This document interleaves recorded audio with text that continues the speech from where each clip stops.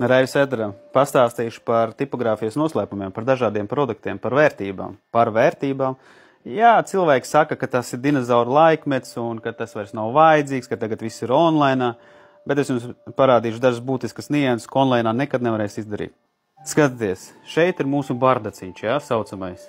Te ir plāksnes. Reku ir plāksne, ko liek iekšā pie iebrauktos, lai cilvēki zinātu, kur doties, jā.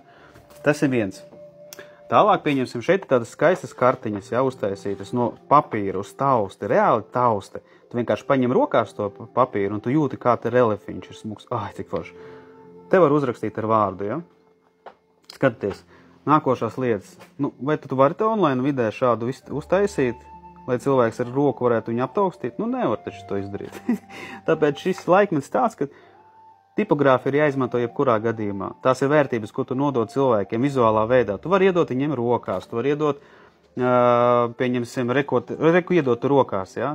Tipogrāfija aizsargā no tā, lai cilvēks neapdedzinātu savas rokas. Reku uzliekam uzliku un viss un gatavs un kārtībā viss notiekās. Šeit, pieņemsim, var redzēt, reku tādas uzlikas, cenu uzlikas saucamās, kas ir vajadzīgs. Tālāk skatāmies, iepakojums, nu tu nevari aizsūtīt iepakojumu online vidē. Nu, tev viņš jāieliek tā, lai būtu viņš droši pārvadāšs, un viss tu vienkārši paņem un ieliec. Rekurs, smukas lietas, pieņemsim bērniem. Bērni ir iepriecināti ar dažādiem iepakojumiem, dažādām dāvanām. Perfekti. Reku maziņas lietiņas, jā, var kastītes arī sataisīt. Reku vēl var sataisīt bukletus, jā, kas ir apraksta visāda informācija par to, kas tas notiekās. Reku piedāvājums var uztaisīt, jā. Reku vēl kaut kādi iepakojumi, jā. Skaties, nu, ir tik daudz lietas, ko cilvēks var darīt no šī te visa stāvokļa. Ļoti daudz dažādu stāvokļu, ja? To nevar izdarīt online vidē, to var izdarīt tikai praktiskā veidā, tāpēc bieži ir tā, ka tipogrāfija paredzēta tam, lai pieņemsim cilvēkam nodotu šīs te sajūtas ar rokām, personīgi. Tu nodot vienkārši cilvēkam personīgu materiālu. Tu vienkārši paņem un viņam nodot. Un tā ir tā komunikācija savā starpā. Tāpatās, pieņemsim, šeit, pieņemsim, ir skaistas kastītes, jā, sievietēm. Nu, tās ir sajūtas, ko mēs tikai vienīgi varam nodot ar šādiem materiāliem. Lai kā arī gribētu, bet tas mums vienkārši nododās, jā. Reku, pieņemsim, vizītkartes, jā. Mēs satiekamies, pieņemsim, es tevis uztaisījis vizītkartes, kur ir man sēja virsū. Tas ir tāds svarīgs stāvoklis, ja cilvēks atcerētos, kas vispār ar ko viņš ir komunicējis. Šeit skatieties vēl viena lieta. Te ir tik daudz dažādu ideju, ko mēs varam izmantot.